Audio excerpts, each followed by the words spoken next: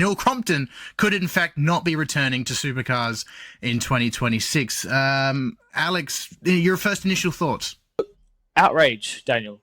Daniel, outrage is the word, and I'm just as disappointed, if not more, than when Larko got dumped by Supercars Media a couple years ago, and then within a month or two, all the negative media came out, or negative feedback, I should say, from fans, brought him back and got him a job. So, yeah, I hope we can do that again, because there's no reason, unless Crompo wants to, leave. From the sounds of it too, he doesn't want to leave. But if the current offer at the moment, by the way, he's only being offered like 2 events this year, which is most likely the Enduros, and it's not even a lead commentator role either. So he's planning on not coming back if that's the case. V8 Superclips made a good point here. Do we think the online petition trying to save Crompo will work? Well, it did work with Larko back when Larko was kicked out. So fingers crossed, because Crompo had, we have been talking about this plenty of times off air. I'm happy for Crompo to make way for young talent to move through, but not this way, right? I want him to retire when he's ready. You know, when he's ready to give the mantle to someone else, because we've got fantastic people like Matt Noldy, Chad Nalon, ready to, more than ready to take that main commentary role. But what I would love to see is Crompo, if he's not lead commentator, it's okay. But if he's the second commentator and have one of the young guys as the lead for a year, and then we can get used to hearing new voices, by the time Crompo will leave, then we'll be okay with it. But the ways Supercars have done this is just really dirty, in my opinion.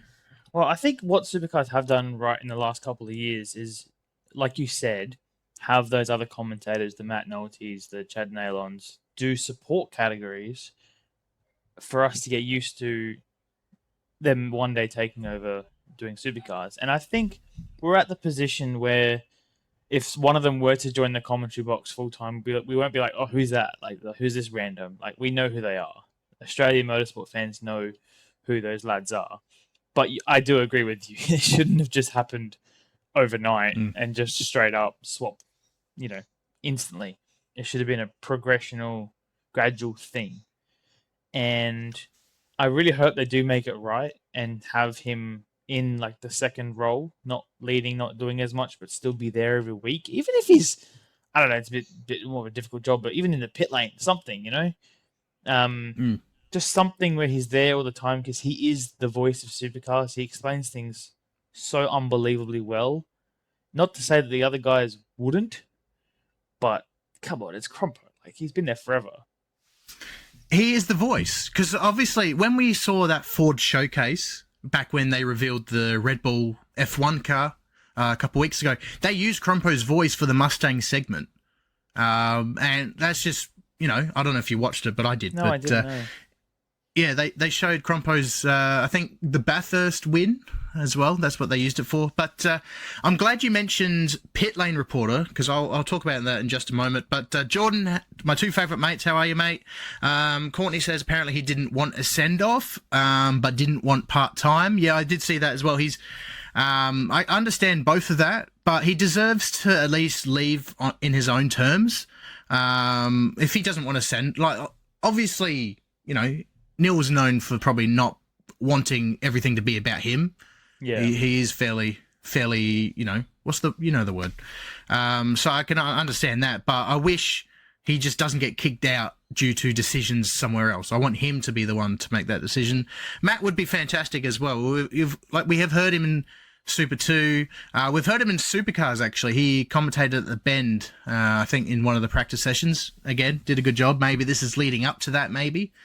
Definitely, I'm sure Supercars were trialling that, for sure. We've kind of speculated this to happen for a couple of years, though.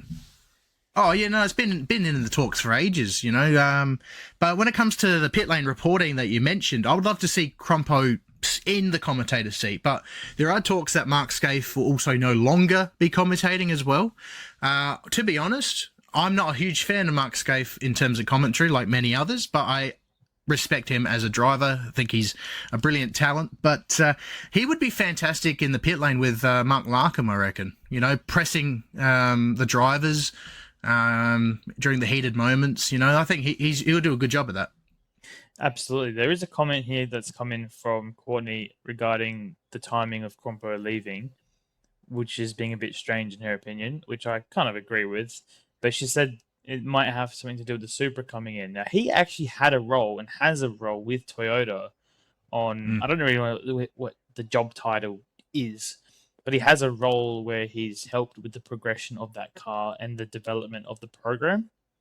Just for Toyota in general, like the awesome GR86 Cup series, then the regular 86 series, what's it called?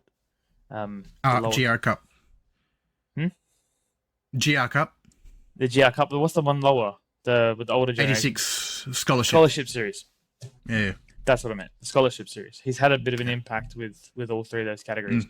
So maybe they've kind of like offered him a role where he could be a bit more influential behind the scenes. We don't know.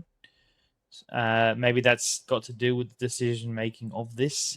And he said, like, maybe I will go part time, but I just think when it comes to rumors coming out, let's say, they're not really good at being discreet about it. They kind of embarrass themselves when something happens that people, fans, influencers, even the Scott Pye, the Apex Hunters are pretty on the fence with all this. And I think everyone is, because I don't know, for many people in the stream or in the comments or even listening to us who may be a bit of our age, our generation here, that's all we've heard mostly growing up is Neil Crompton. And it's kind of like, I know we're not all huge fans of him, but Crofty in F1, like, he is the voice now, and it would suck for him to go if you're British. But you know what I mean? The fact of the matter still is like, if he's okay to do it, don't change it. That's all I'm kind of saying. But I reckon something to do with Toyota's happened for this to happen at this current time. Yeah, it was true. He's literally the Murray Walker of modern day supercars. We did have Mike Raymond back in the day as well, but right now he definitely, you know, it's safe to say he's been been around since the 80s. But absolutely. I'm a bit on the fence with the whole Toyota thing, whether it had an influence or not. Because knowing supercars make decisions because supercars prefer those decisions. We've seen them make some interesting decisions in the past, but got to give credit to them where credit's due, though. They are trying new things. They're trying to change things up to make things better. Unfortunately, one of these decisions, though, however, they chose the wrong decision, basically. But, yeah, I know he's heavily involved in the Toyota thing, and I don't think that will change anytime soon. Whether he's in the broadcasting or not, but it's going to be interesting. It's going to be weird, let's just say, if he's not there round one, you know? Yeah, absolutely. And like I said, it's not going to be a complete shock if the Chad Naylor and Matt Doherty or Richard Craill is there, because we've heard him we've heard them for years in development series. So if you're someone like us who watches all the categories from start to finish during the whole race weekend, then you know who they are. So it's not a huge shock. But anyway, I just hope it's a smooth transition and there's no embarrassment or, you know, BS or, you know, stuff that supercars are pretty well known for. Yeah, that's it. But I guess one thing they haven't been good at is, like you said earlier, is handling their rumors and stuff. But what they do fail, they're not good at, is addressing those rumors. Yes. When they should. Yes. Because they don't do that, the rumors just go out of control to the point where Crompo actually has to make a statement. You know? Yes. That they have handled this whole segment poorly because they haven't said a single word. All they've said is that they'll be announcing it, I think, the week of, or when they do the season launch or whatever, at the end of the month. Not now, at the end of the month. So rumors are just going to go like yeah, so it's not good. That's something they've got problems with. Like unlike F1 rumors, when you hear something that happens 2 or 3 days later, if this is going to be dragging on for a month, then things change in a month, man. Things really change. Like I said at the start of the episode, the fact that Mark Larkham got released by Supercars, and then all the fans were like, no, no, no. And then he returned at round 1 before the season even started. I think there's stuff like this could influence the decision-making of Supercars, but also Crompo himself, I guess. I know he's not going to be watching our podcast, but you know what I mean? Like, the fact that just all this stuff exists and we'll make clips out of it and share it around. And I hope for Crompo's sake that he hasn't been kicked out and this is his decision. And if it is, I totally respect that. But Supercars, just please just work on the way you announce things, because I don't want another bad story at the start of a season. Like, just start the season with some positivity, eh? Shall we? Toyota's yeah, fun. I like Make it happen. I like last year. Actually, no, sorry. Last year we even had the finals, so that was everyone was all talking about that. I was going to say last year was quiet to start the season. No, really wasn't. Well, it really wasn't. But just yeah, like you said, no drivers left. Yeah, good. yeah, pretty much. But like you said before, if it is Crompo's decision, then absolutely respect that. But the vibe I'm getting so far is that's not the case, unfortunately. No. And I got a feel for Crompo, because obviously, you know, we all know how much he loves the sport, and we all love him voicing our sport that we love. You know, even as Zach says, Crompo, he grew up watching him, and like us as well, we did the same. Yeah, and we spoke to my cousin Bailey about this plenty of times, especially off air.